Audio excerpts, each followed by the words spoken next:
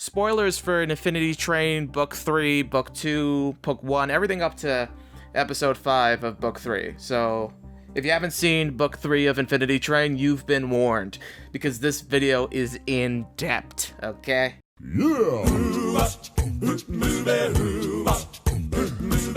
I feel like there is a camaraderie this season between these four. Like I feel like they really connect as characters, and it'll be really fun to see.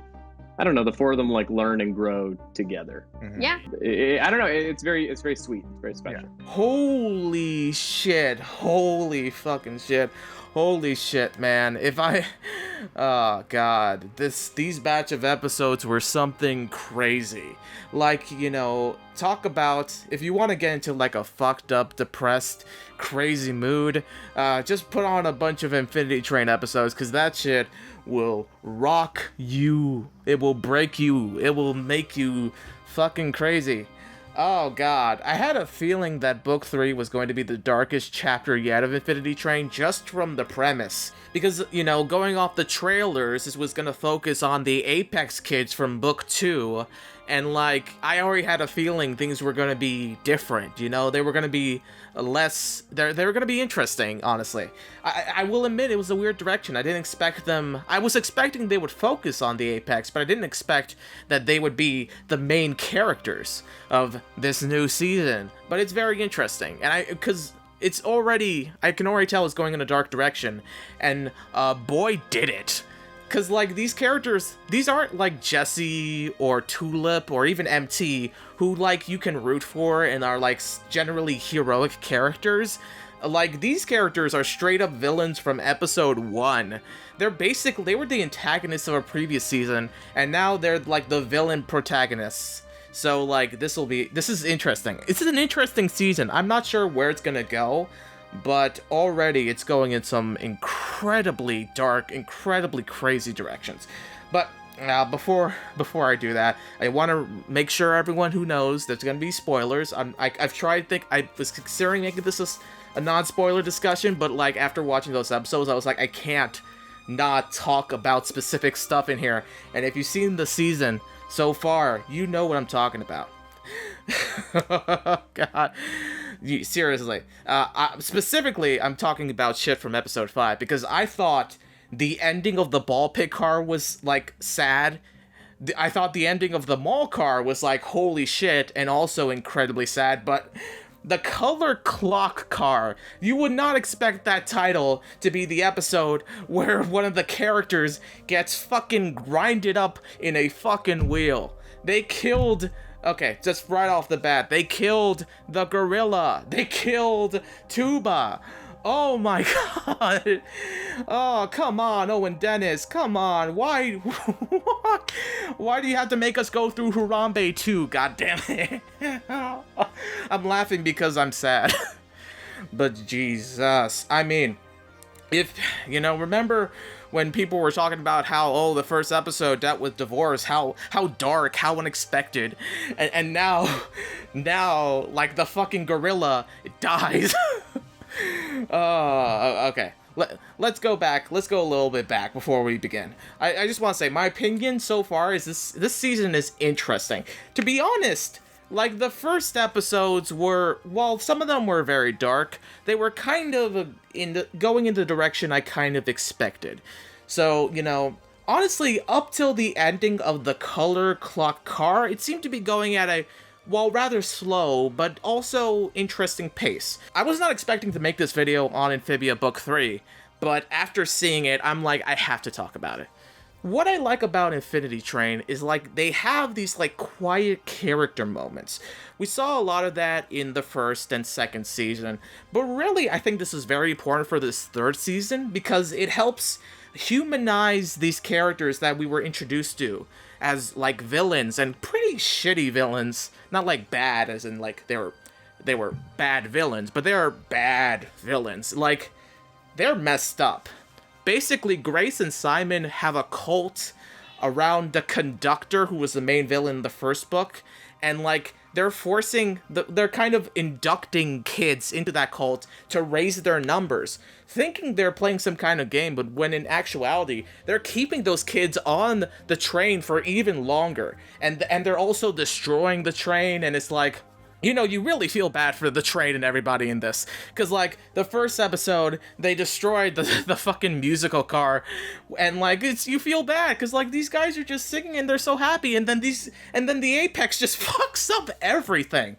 You know, honestly, from the pace they were going in, you know, they start off, the first episode establishes the Apex and who they are. And I think they do a good job of setting up both what the Apex is for people who need a reminder, and setting up the thing that starts the plot, Grace and Simon being separated in the unfinished car, which is interesting, because of all the cars to have that happen, it's the unfinished car, the car that specifically Emily worked on to try to bring Ulrich back. And I think that was definitely intentional. I think they want us to remember that detail, because it relates to Emily, who's the conductor. And that, I'm going to talk about this more later, but I feel like that guarantees that Emily's going to appear in this season, because this whole thing relates to Emily as the conductor. Grace and Simon worship this figure, not realizing who the real woman in the conductor suit even is.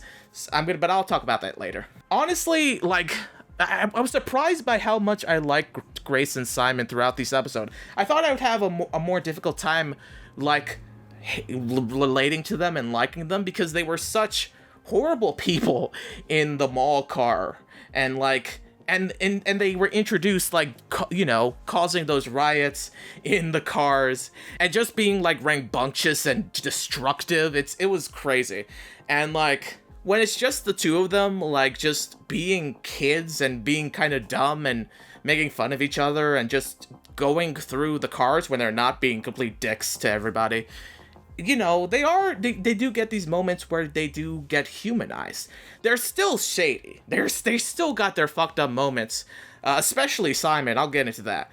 But with Grace, like, you can definitely see some people were looking at the season as like a redemption arc for the Apex kids. And I definitely think of the two, I think Grace has some potential to be redeemed. I'm not sure how that's going to play out, but I think they're setting up some stuff for that. But yeah, let's go a little bit episode by episode. Like I said, episode 1 was for establishing the Apex and the plot, really. Episode 2, we're introduced to Hazel and Tuba. And like, that pair is just so adorable, those two. Like, seeing Hazel and Tuba just like having this almost mother-daughter like relationship, but also being like best friends. It's really adorable. And, you know, Hazel herself, she's such a cute, adorable, nice character in contrast to the Apex kids, who are more asshole-ish. And I think she definitely helps make the journey with the Apex kids more endearing, because she's just such a big ball of niceness, and she helps break away at their, like, set mindsets, I would say. I think she's definitely going to be helpful in their redemption, or at least Grace's redemption, because she's the one that's going to question their beliefs, because they have their beliefs so set in stone that the only thing that will stop them from continuing, that the only thing that will get through to their heads is if someone who's not a null or a denizen of the car speaks to them, because they think that Hazel is just a regular person on the car, on the train, but her number's not glowing. And that's a big mystery that is going to be very important, because the fact that she doesn't have a glowing number, and especially when you consider the ending of episode 5, it leaves us to question what even is Hazel. Episode 3 is a pretty normal episode. That one takes place in, like, the ballroom with all those fancy bougie characters. Not a whole lot's done in this episode, except we do get some tidbits about Grace's past. There's mentions about how her parents pressured her to be the best, and how she had difficulty making friends, and how she was generally isolated in her life. One year, my instructor put me in her group class recital, but my parents couldn't come, and the other girls in the class didn't know me, so they didn't invite me to get ice cream afterwards. So it definitely gives us some stuff to work with in terms of why she created the Apex, and why she's devoted herself to making this cult. Episode 4, I think episode 4, definitely has a lot of interesting stuff. They give mention about Simon having a companion and a buddy before. To be honest, when they mentioned that Simon had a companion, my worst fear was that he nulled the companion, or not nulled, wheeled the companion, which got me worried. But it turns out, big shocker, Simon's companion was the cat, and that was something I was not expecting. But it's interesting. It turns out that Simon and the cat were once companions, sort of like Tulip and Atticus, or or Jesse and Alan Dracula. But then something happened to where Simon was left alone with a gnome, and like the cat abandoned her. We don't know the full story of that. In fact, there's a shot of the cat in the trailer that wasn't in that episode. I thought it would be, since the episode has the cat. But this shot very much is not from that episode. So there's a possibility we might be revisiting that flashback. Maybe we're going to see why the cat abandoned Simon. And I think this is interesting because, honestly, Simon, in this episode, we really got to see a human side to him. We kind of got to see his, like, Freudian excuse for why he hates the Nulls. And, like, why he has this hatred towards denizens, especially the cat. Like, he genuinely was traumatized during that episode, dealing with the cat and seeing the Null in her room. And, like, you really did feel for Simon in that episode. Hey, I'm making pancakes. The kids got any allergies? Not now, Frank. Okay. You know, it almost made it seem like those characters, Grace and Simon, had the chance of a redemption arc. You know, in that episode, she realized her number was going down. You know, her number is going down in this season. So that really says something, that the show wants us to pay attention to that. And I'm saying that because episode 5 happens, and any kind of humanizing qualities that Simon had just went straight out the window. And I say this because the interesting thing is, while we have seen the Apex do some cruel, disgusting, and honestly pretty horrible things, we've never seen the Apex wheel somebody. Now, they have mentioned doing this. They have mentioned killing, you know, Nulls before. When I'm saying Nulls, I always put quotes around them, because that's how they talk about the denizens. But, you know, that's how they talk about it, not how I would talk about it. But since this is the Apex season, I'm going to talk about them like that. But, like, oh, God. The thing is, I'm pretty sure both Simon and Grace have wheeled people before. So, like, this kind of thing should be on people's minds when you consider their possible redemption. But here, straight up, like, I feel like they showed us Simon wheeling Tuba so that we get the sense that Simon might be beyond redemption. Because pretty much, like, as soon as he did that shit, people were, like, pissed off. I checked social media, and, like, fans of the show, want Simon fucking dead, and I can understand that, because what the fuck? I thought Mace's death in book 2 was messed up, but, like, to be fair, he was, like, a villain, and so, like, and he was also, like, a mirror person, so his death wasn't, well, very gruesome, and I'm surprised that Cartoon Network still aired that scene. You know, we don't feel bad for Mace, and we don't really look down on MT, because that guy was an asshole. That guy was the villain of the season, so we don't feel too bad. But Tuba was just so nice, and she definitely had her, you know, bickering and her stuff with Simon. She straight up tried to kill Simon at one point, which honestly, like, in hindsight, maybe she should have. Like, it would have been gruesome, obviously, but maybe she should have, considering how dirty Simon dealt with her. The whole, I honestly, the color clock car, that was such a great episode. Like, if you rewatch it again and look at all the little hints to Simon betraying Tuba, it just hurts even more, because they establish Simon and Tuba bickering from the beginning, and Simon even says, I want to kill her. But, like, Grace is like, no, don't do that. Is that a dare? No. Grace didn't really like Tuba either, but like she was hesitant to kill her right away. One, because she's a giant fucking gorilla, and if she had the chance, she would have just straight up ripped Grace and Simon in half.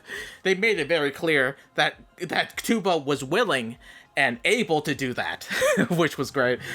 We can't bring that null with us back to the Apex? Oh, okay, do you think we can just grab Hazel and run past that thing? But like, also, Grace knew she was smarter about it. I still didn't support their line of thinking, but she was smarter to realize that you can't just kill Tuba right away, and like, because Hazel will be messed up by that, and that'll make it less likely that she'll want to join Apex, because she doesn't want to be associated with a group that murdered her best friend. And like the entire episode too is like they have such cute moments of Tuba and Hazel just like being cute and adorable, and they're singing the easy peasy song, and it just breaks my fucking heart. God damn it, Owen Dennis, why do you do this? But at the same time, it's like, it's not surprising, especially after, he had to deal with the cat car, that he felt this way towards nulls. Like, after being reminded of the reason why he hates nulls, it does make sense for Simon to do this. I don't support him. I don't support his character, but I think it was a very intentional decision, and I think it was a good writing decision. I think the reason why they did this is to kind of reflect that at this point in the series, in this point in the season, Grace is on the path to possible redemption, whereas Simon's going the exact opposite direction. He's going further into just being a dick. Not that Grace is at that point yet. She still has her very flawed thinking. It seems like she genuinely wants, to be, there for Hazel. Not just as a member of Apex, but it seems like she's starting to grow a bit more of a connection towards Hazel. So honestly, it's understandable why she'd be mad at Simon at the end of the episode for doing that. It was a pretty dick move that kind of messes with their whole strategy of recruiting Hazel to their cause.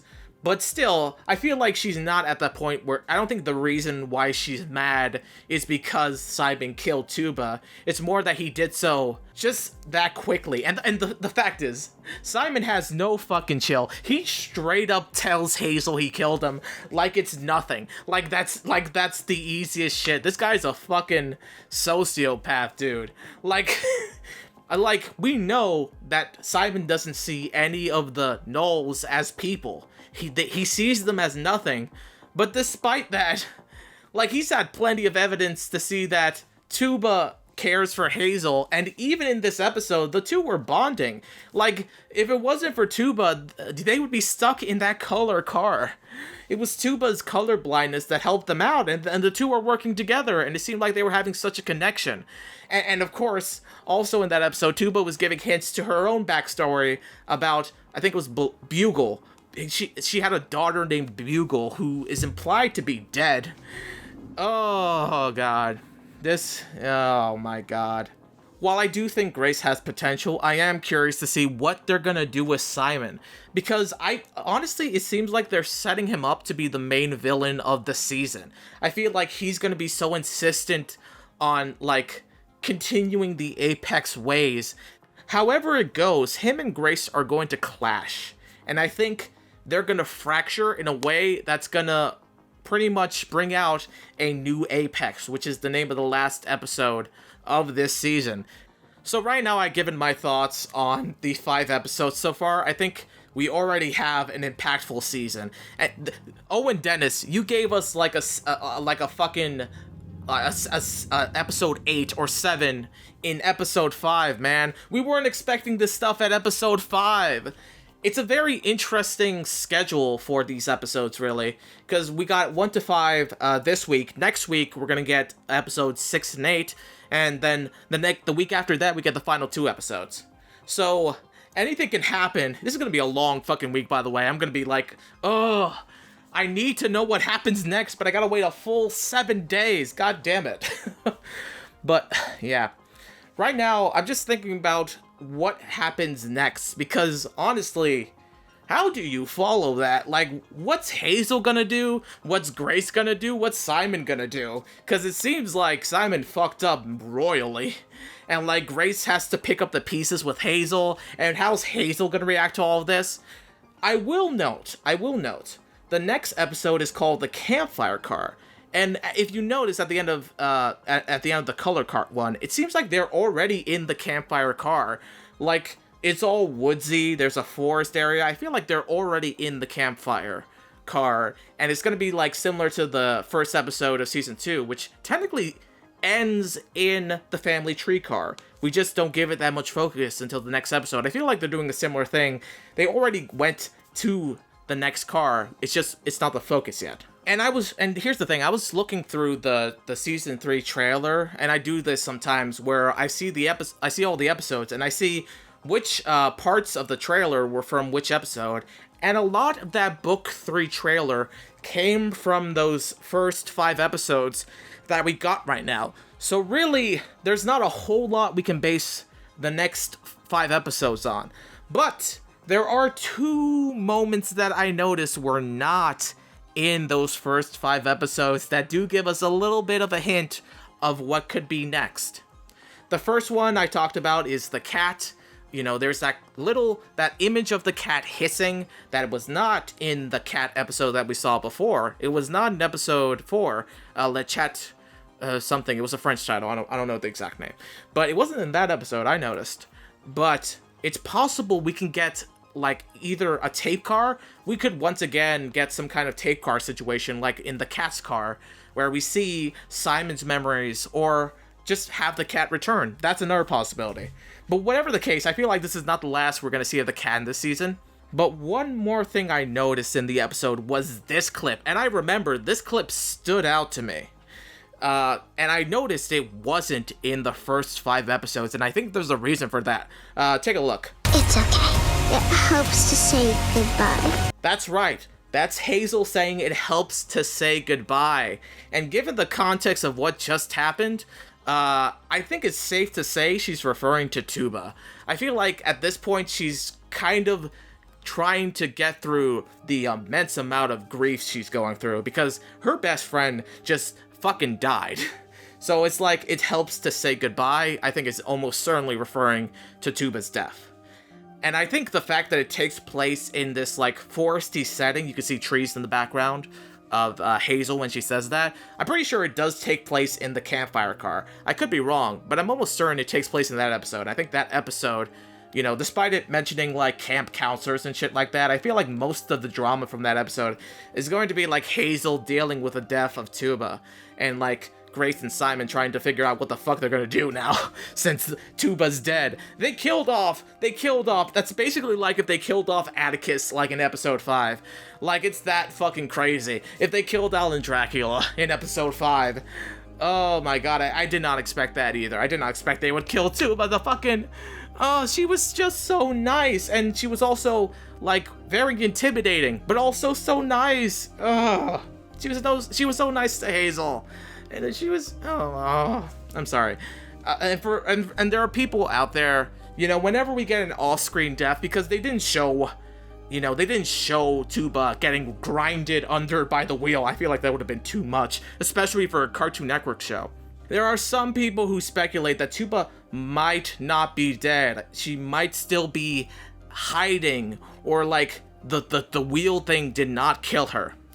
And I feel like I have my reasons to doubt that. Number one, I feel like Simon specifically was watching the wheels. Like, it didn't seem like he took his gaze away to, like, you know, I feel like he looked to confirm that she was wheeled. He spoke so confidently about that.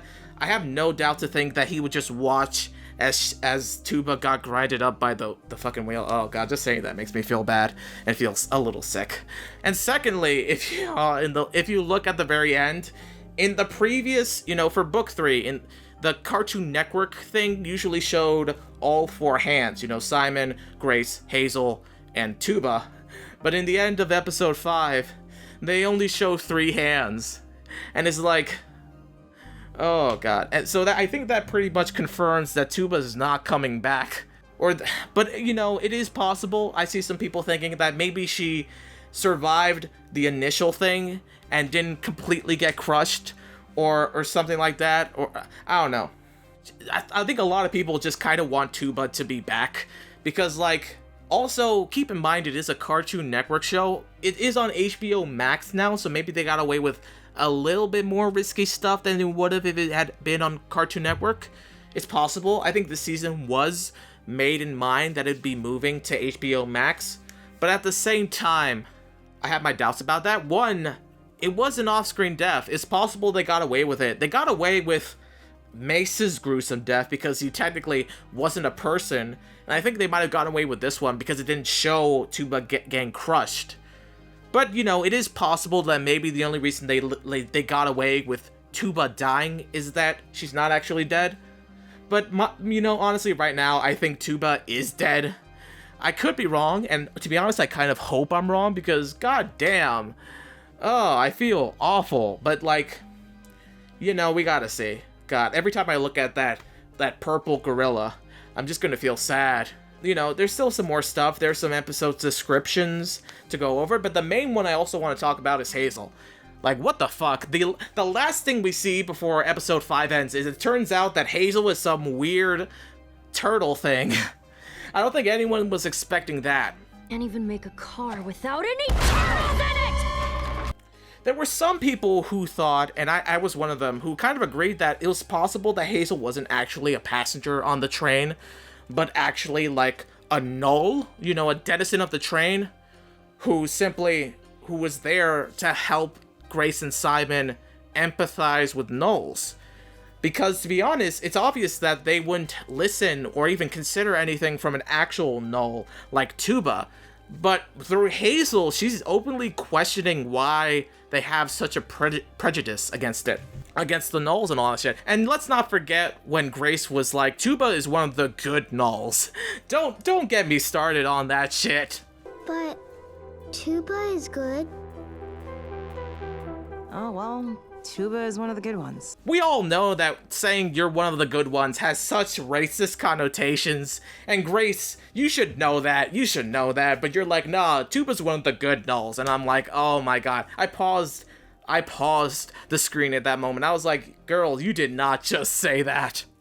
I'm not going to talk a whole lot about the other episodes. It seems like it's very clear that there's going to be some more stuff than the episode descriptions say, but I do want to bring up something from episode 8. And we all know episode 8 for both book 1 and book 2 came with some major shit. You know, book 1's the ball pick car, and then book 2's the wasteland. Both of those were like huge episodes. So I'm sure there's going to be big things in episode 8, especially since a shocking revelation rocks Grace and Simon's world.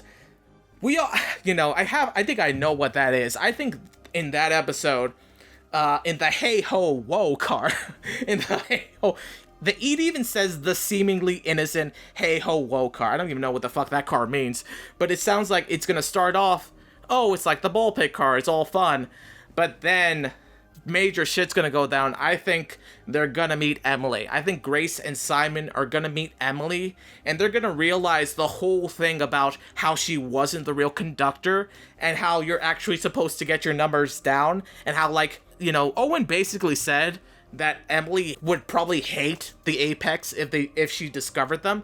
So I think if they met Emily, I think that would be the huge thing that, like, shatters Grace's, like, whole ideology with the Apex. I feel like Simon, I think at this point Simon's too far gone to change in this regard, but I think the whole thing is like Grace will have her own thing shattered, and then in the next 2 episodes she'll try to build up a new Apex, which is what the final episode is. I am curious to see how these next 5 episodes go. We're just halfway through this season, and it's already been nuts. God, Infinity Train is a show that has fucked me up royally. Like, I remember in 2014 when I saw that pilot, I did not expect it would get this crazy, but I'm kind of glad, because shows like Infinity Train really do show the potential of animation to tell really interesting and serious stories, and goddamn, this season's already fucking crazy, and I can't wait to see what's next. So let me know, guys, in the comments below, what the fuck do you think about this fucking season?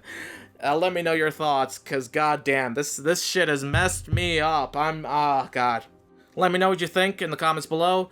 Like, comment, and subscribe if you're interested. And yeah, this is the movie sequel dude giving his thoughts on Infinity Train. Signing out. Adios, muchachos.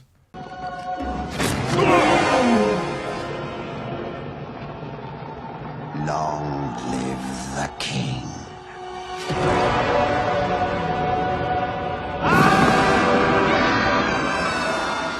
Holy fucking shit.